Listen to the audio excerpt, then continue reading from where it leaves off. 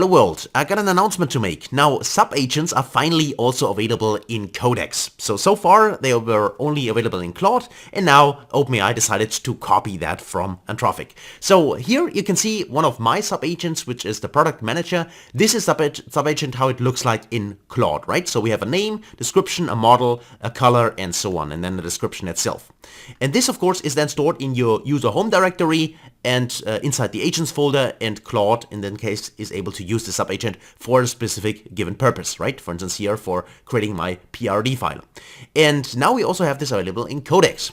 And in Codex it looks like this. So you go inside your user home directory and then there also is an agents folder, which is this one here. And in this agents folder you have your various agents, like for me these ones here, right? Which my orchestrator, product manager, and so on.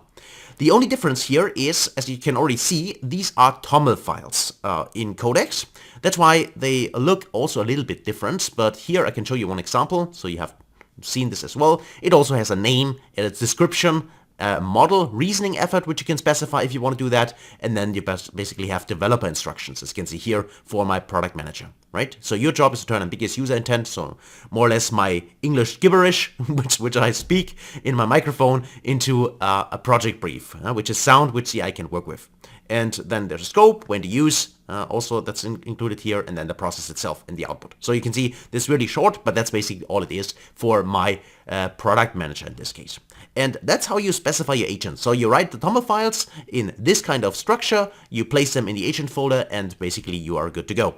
So hopefully that helps, and I encourage you, give this a try. For me, it is currently interesting to see, because I know we all are married to Claude Code, but it's interesting to see if we have the same setup basically with the skills, with the subagents in both coding tools, then compare which of them is better, or if, for instance, I run into some kind of restrictions with Claude Code, so because I have used all my tokens, whether I can simply continue then with Codex in the same structure with the same subagents and so on. So that's it for this video. Hopefully you enjoyed it. Please give it a try and let me know your thoughts.